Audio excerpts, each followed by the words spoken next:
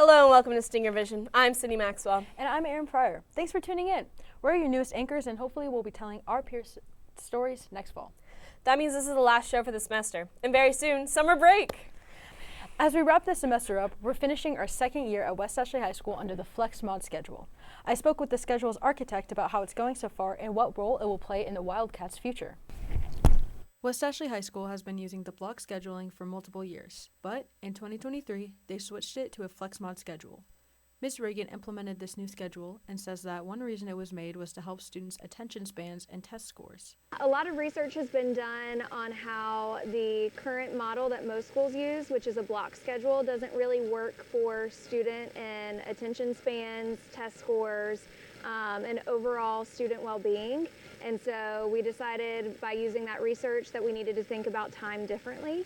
And a way to do that was through a Flex Mod schedule. So basically this schedule can be anything time-wise that you want it to be, as long as students have what is known as independent learning time, and that the classes don't meet at the same time every day for the same amount of time every single day. However, Chris Ruddick says that he prefers the block schedule. I like blocks better because I feel like I have more time to myself and more time to study and more time to get work done. Though FlexMod was built to give students freedom, Ms. Ewing shares that she isn't sure everyone is using their time correctly when they have independent learning time. I think this schedule has the ability to benefit students. I think that students who are really intentional in their studies stand to benefit a great deal and have taken advantage of the ILT spaces that they've been given. But I do think that there needs to be a specific level of expectation set in order for the FlexMod schedule to work. I think a lot of students haven't been taught how to utilize that time well, and so they don't, which has led to some of the issues that we've seen so far this school year with a lot of students who have been abusing that time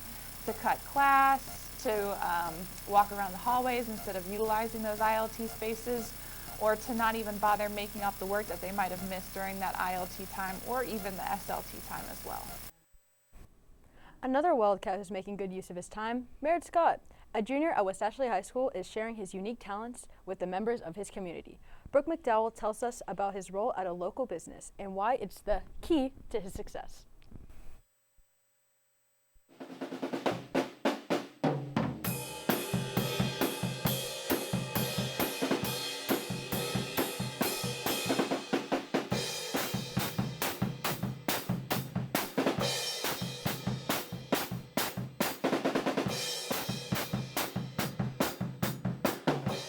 My name is Merritt Scott. I've been here for the better part of 5 years. I first came here in the summer of 21. I attended one of their rock camps, so it was me and like 11 to 14-year-olds hanging out.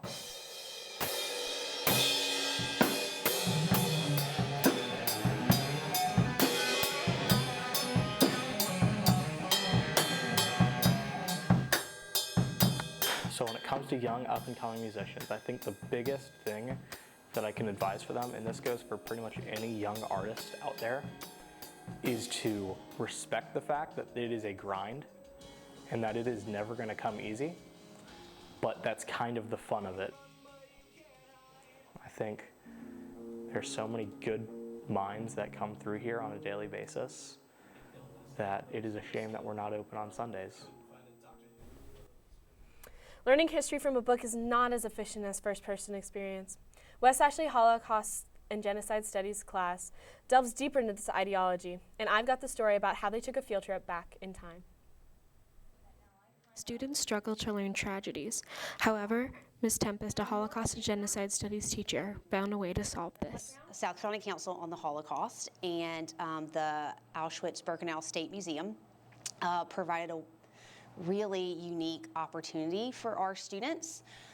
We were able to have a virtual guided tour of Auschwitz and Birkenau. Through this field trip, Ms. Tempest's students can learn on a deeper level about the Holocaust and create their own opinions. My students were able to virtually visit with a tour guide that is physically there talking to us in real time. My students are able to be in the same physical area that these victims walked through. I mean, that's just something that you can't teach in a classroom. I really just loved how in depth it went with the tour. We went to places that weren't necessarily open to public with the online tour, and I just really think it's a thing that most people should experience themselves. Hard to make emotions about it. It's just so disturbing overall. Learning about Auschwitz, reading in books, it was, we had to make our own creation in our head of what we thought it looked like, but seeing it actually, it just was completely different.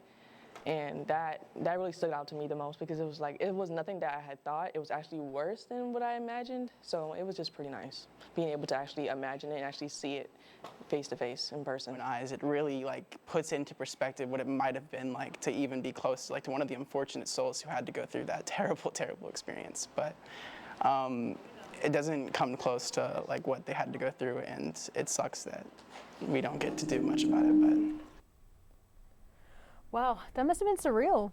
Yeah, it was really thought-invoking and impactful. Well, it's time to wrap up the school year. What are you planning to do this summer? I am going to the Dominican Republic for my sister's graduation. Oh, that's so exciting! What are you doing? I'm going down to Savannah to study at SCAD for a week. Well, that's exciting. Yeah, I'm really excited. Well, we here at Singer Vision hope you guys have an amazing summer.